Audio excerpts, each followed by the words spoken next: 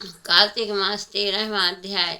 नारद जी बोले, दैत्यों के तीक्ष्ण प्रहारों से व्याकुल देवता इधर उधर भागने लगे। तब इंद्र आदि को इस प्रकार भयभीत देखकर गरुड़ पर चढ़े भगवान युद्ध में आगे बढ़े।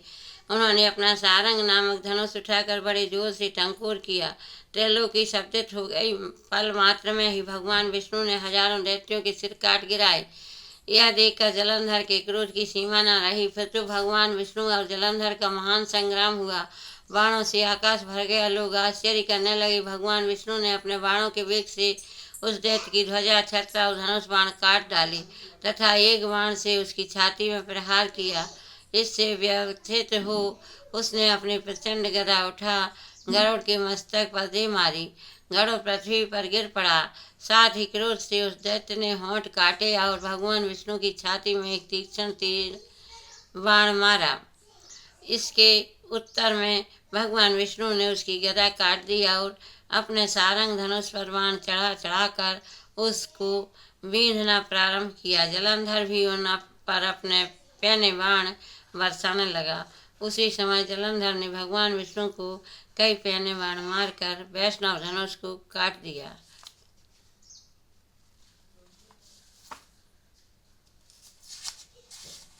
धनुष कट जाने पर भगवान ने गदा ग्रहण कर ली और शीघ्र ही जलंधर को खींच कर मारी भी, परंतु उस अग्निवत अमोघ गदा की मार से भी वह चलायमान न हुआ और मदोन्मत्त हाथी के समान उसे यानी गदा की मार को फूल की माला ही जाना।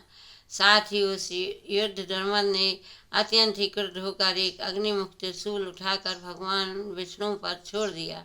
भगवान विष्णु ने शिव के चरणों का स्मरण कर नंदक नामक त्रिशूल से उसके त्रिशूल को छेद दिया।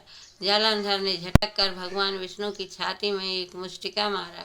उसके उत्तर में भगवान विष्णु ने भी उसकी छाती पर अपनी मुष्टिका का प्रहार किया।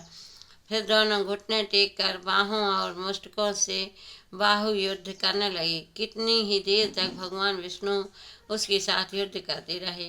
वह कुछ समय से हो गए। तब सर्वश्रेष्ठ मायावी भगवान उस दैत्यराज से मेघवाणी में बोले, हे रणधर्म दैत्य श्रेष्ठ, तू धन्य है जो इस महायुद्ध में इतने बड़े आयुधों से भी भयभीत न हुआ। तेरे इस युद्ध से मैं बड़ा प्रसन्न हूँ। तू जो चाहे मांग, मैं अधेय वस्तु भी आज तुझको दे दूंगा। मायावी भगवान विष्णु की ऐसी वाणी सुनकर जलंधर ने कहा, हे भावुक, यदि आप मुझ पर प्रसन्न हैं तो यह वर दीजिए कि आप मेरी बहन के साथ तथा अपने सारे कुटुंबियों सहित मेरे घर पर निवास करेंगे। नारद जी कहते हैं, उसके ऐसे वचन सुनकर भगवान विष्णु को खेद तो हुआ, किंतु उसी क्षण उन देवेश ने तथास्तु कह दिया। अब भगवान विष्णु सब देवताओं के साथ जलंधरपुर में जाकर निवास करने लगे। जलंधर अपनी बहन लक्ष्मी और देवताओं सहित भगवान विष्णु को वहाँ पाकर बड़ा प्रसन्न हुआ। फिर तो देवताओं के पास जो रत्न आदि थे उनके स्थानों पर दैत्यों को स्थापित कर जलंधर पृथ्वी पर आया। निशुंभ को पाताल में स्थापित कर दिया और देव दानव यज्ञ गंधर्व सर्प राक्षस मनुष्य आदि सबको अपना वशवर्ती बनाकर त्रिभुवन पर शासन करने लगा।